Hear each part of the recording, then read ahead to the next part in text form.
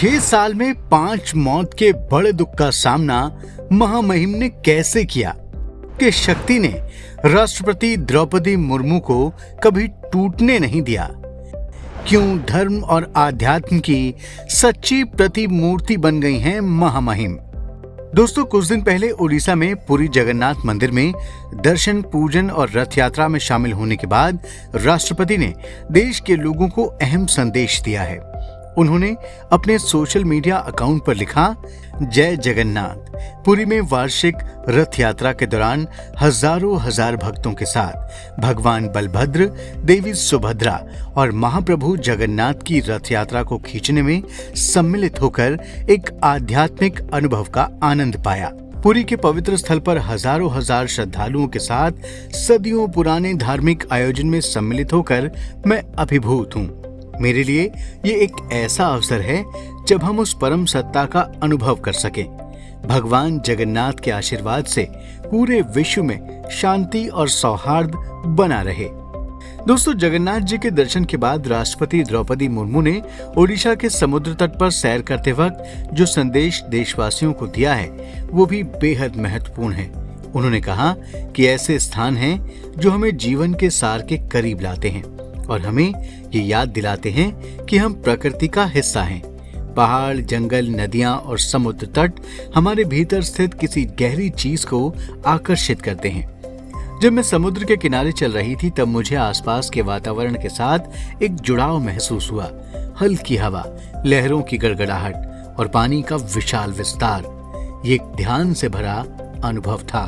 दोस्तों, उड़ीसा की धरती से दिए गए ये दोनों संदेश ये बताने के लिए काफी हैं कि हमारे बीच वो कौन से व्यक्ति होते हैं जो दुखों का पहाड़ टूटने के बाद भी अड़ग खड़े रहते हैं, और इन जैसे लोगों की मजबूती की वजह से ही लाख थपेड़े खाने के बाद भी धरती पर मानवता आज भी जिंदा है। दोस्तों, आपको जानकर हैरानी होगी कि द्रौपदी मुर्मू ने 6 साल के अंदर अपने 5 सगे संबंधियों को खो दिया था। ये दौर था 2009 से 2015 के बीच का। पहले उनके दोनों बेटों की एक एक करके मौत हो गई, फिर उनके पति भी स्वर्ग सिधार गए। उसके बाद उनकी मां और उनके भाई का भी निधन हो गया।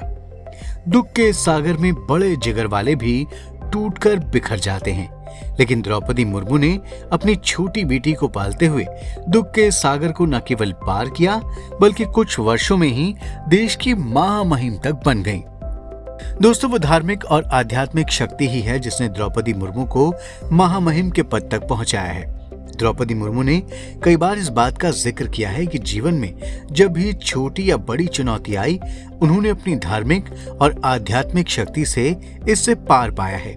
वो कहती हैं कि जब दुख की सबसे बड़ी घड़ी आई तो सौभाग्य से उन्हें ब्रह्म कुमारी संस्था का साथ मिल गया। ब्रह्म कुमारी से जुड़ने के बाद उनमें काफी बदलाव आया और वो आध्यात्मिक रूप से काफी मजबूत हो गईं।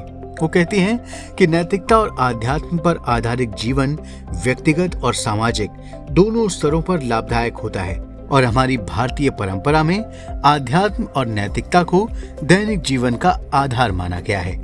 दोस्तों, अपनी धार्मिक प्रवृत्ति की वजह से ही वो अपने गृह राज्य ओडिशा के मयूरभंज जिले के राय रंगपुर में स्थित पूर्णोदेश्वरी मंदिर में झाड़ू लगा चुकी हैं। झारखंड में राज्यपाल रहने के दौरान राजभवन के एक कर्मचारी ने बताया था कि मैडम हमेशा सुबह होने से पहले ही उठ जाती थी और अपने दैनिक आध्यात्मिक अनुष्ठान करती थी, जिसमें राजभवन परिसर में लगे पीपल के पेड़ पर जल चढ़ाना भी शामिल था। द्रौपदी मुर्मू की धार्मिकता तब भी दिखी जब वो अयोध्या गई थी।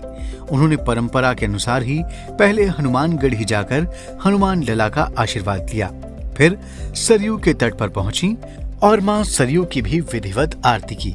फिर वो रामलला के दर्शन के लिए पहुंची। राष्ट्रपति मुर्मू ने रामलला की विधिवत पूजा की।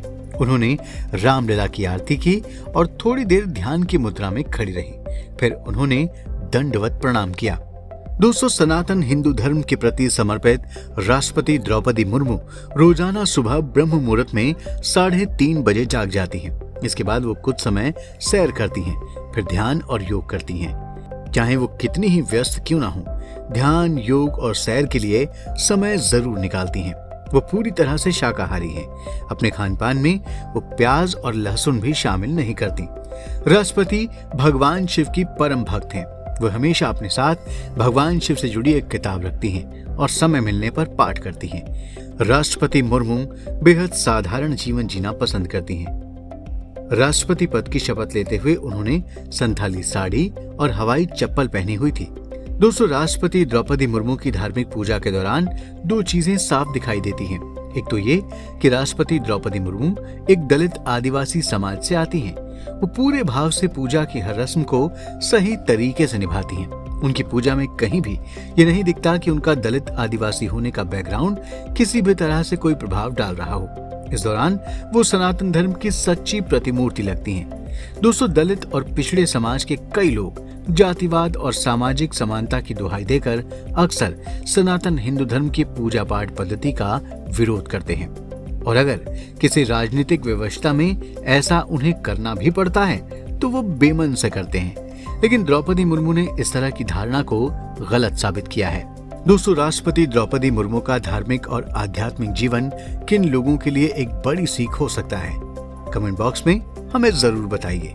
वीडियो पसंद आया हो तो लाइक और शेयर करें और हमारे चैनल को भी सब्सक्राइब करें, और हाँ, नोटिफिकेशन के लिए बेल आइकन दबाना बिल्कुल ना भूलें। धन्यवाद।